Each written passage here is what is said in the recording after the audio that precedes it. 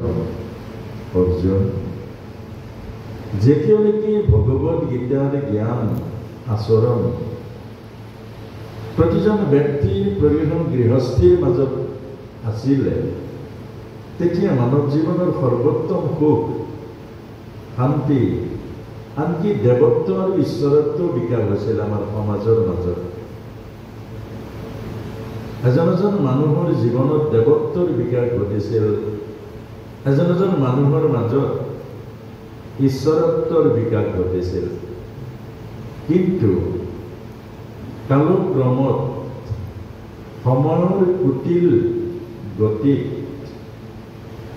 অবিদ্যাৰ মাজত পৰি এইবোৰ যেতিয়াই বাদ দিলে, জনসমাজত যেতিয়া এইবোৰ অনাদৰ বা অনাদৃত হৈ পৰিল, ভোগ বাসনা, ভোগ বিলাস, জড়জগতৰ ধন ঐশ্বৰ্য বিভূতি, এই বিনাশী বস্তুৰ প্ৰতি মানুহ যেতিয়া লালায়িত হ'ল, মানুহ যেতিয়া ধাৱমান হ'ল, তেতিয়াই মানুহৰ জীৱনত, সমাজ জীৱনত দুখ আৰু কষ্টই আৱৰি ধৰিলে। কিন্তু দুৰ্ভাগ্য এইটোৱেই যে দুখকেই বৰ্তমানৰ মানুহে সুখ বুলি গ্ৰহণ কৰিছে। এইটো সকলোতকৈ আচৰিত কথা। যি বিনাশী বস্তুৰ লগত নাযায়,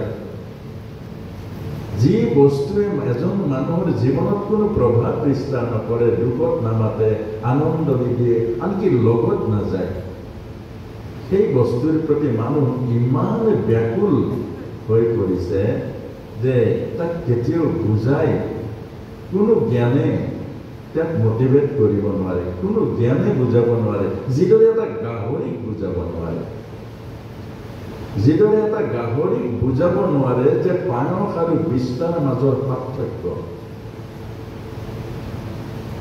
ঠিক সেইদৰে মোহগ্ৰস্ত অবিদ্যাৰ মাজত সোমাই পৰা এজন মানুহক আধ্যাত্মিক জীৱনৰ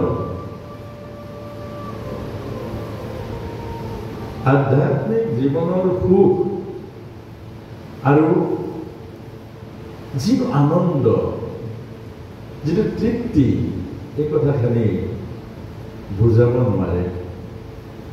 আৰু সেইকাৰণে অৰ্জুন, মানুহক এতিয়া যিমান দিছে মানুহ সুখী নহয়। যে এদিন 1 কেজি চাউলৰ কাৰণে হাহাকাৰ কৰা মানুহজনৰ আজি 7 পুৰুষে খাই শেষ কৰিব নোৱাৰা সম্পত্তি, জড়জগতৰ ভোগ ঐশ্বৰ্য বিলাস পোৱাৰ পাছতো তেওঁ নামঘৰলৈ আহিবলৈ সময়কণো ভাগ্যকণো হেৰুৱাই পেলালে। আগত অন্ততঃ নামঘৰলৈ, অন্ততঃ সৎসংগলৈ, অন্ততঃ এজন আলহী আহিলে, এজন অতিথি আহিলে সময় দিব পাৰিছিল, আৰু নিজেও তৃপ্তি পাইছিল, নিজেও সুখ পাইছিল আৰু আনকো সুখ দিছিল। কিন্তু বৰ্তমান এয়া সময় অবিদ্যাৰ সময়।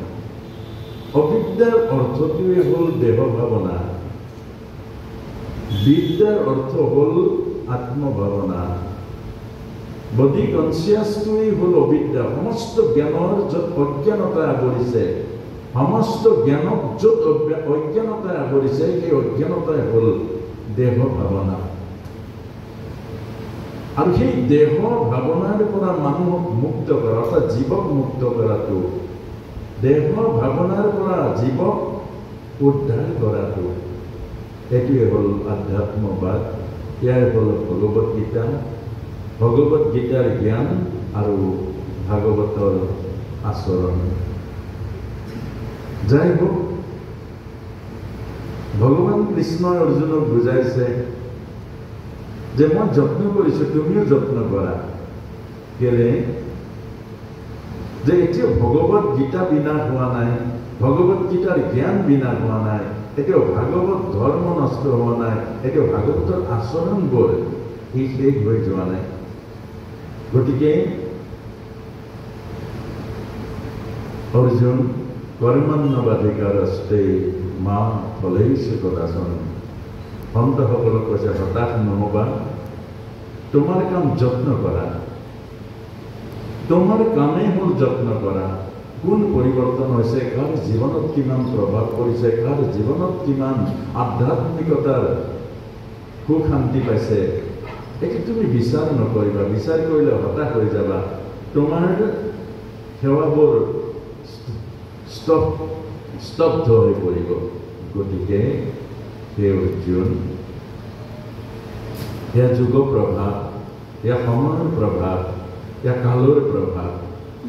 গতিকে আমিও আই মাতৃসকলৰ যিটো আধ্যাত্ম ৰাস্তা, এয়া আত্ম সাধনাৰ ৰাস্তা, আত্মভাৱনাৰ ৰাস্তা আৰু আত্মা মাজেৰে পৰমাত্মাক পোৱাৰ ৰাস্তা, এইটোৱে আধ্যাত্মিকতা।